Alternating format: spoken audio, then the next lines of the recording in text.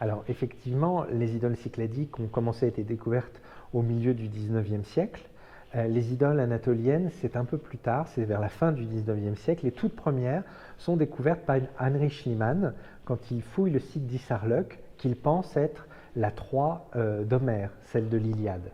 Et effectivement, il va découvrir sur le site beaucoup de petites idoles, en marbre également, beaucoup plus schématiques, encore une fois, que celles découvertes dans les Cyclades. Et certaines d'entre elles présentent un visage qui lui fait penser à une chouette. Parce que dans son esprit, il ne découvre pas une ville du Bronze Ancien de 3000 avant Jésus-Christ, il découvre la Troie d'Homère. Donc tous les objets seront forcément liés pour lui, dans son esprit, au récit de l'Iliade. Et donc, ces petites idoles avec des visages, eh bien, il va y voir des têtes de chouettes, donc des idoles évoquant la déesse Athéna. Et bien entendu, ce n'est pas le cas. Nous sommes beaucoup trop tôt, et en plus, on est dans l'Anatolie de l'Ouest, ça ne peut pas représenter la déesse Athéna, qui n'existe pas encore en tant que déesse dans le monde égéen.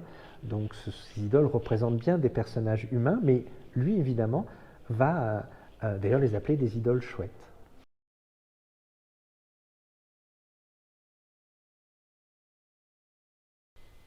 Alors, on a repéré ces statuettes dès la fin du XVIIIe siècle. Il y a des voyageurs italiens qui circulent dans les Cyclades qui parlent déjà d'idoletti en italien. Mais c'est surtout au XIXe siècle qu'on commence de les découvrir plus précisément. Alors, c'est une époque où les fouilles ne se font pas comme aujourd'hui. Donc, on cherche à repérer des sites où on peut en trouver et on pense que ce sont toujours des cimetières et des tombes. C'est vrai dans certains cas. Donc, beaucoup de ces statuettes viennent de tombes et de cimetières.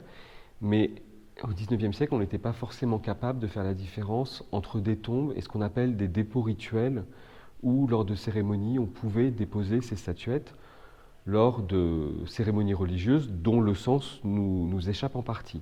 Et puis certaines viennent de maisons, on pouvait aussi les utiliser en habitat, notamment en les enfouissant dans les coins de la pièce principale ou sous le seuil de la porte, et on imagine que elle participait à des rites de fondation de la maison ou de protection de la maison. C'est ce qu'on appelle des figures prophylactiques qui attirent le bien ou apotropaïques qui repoussent le mal.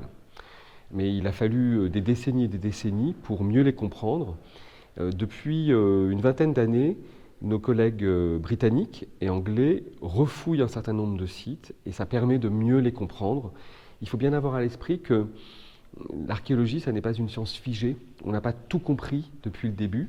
Parfois, on doit réviser nos théories et les compléter, les mettre à jour. Donc on est toujours en train d'apprendre sur ces statuettes cycladiques et anatoliennes.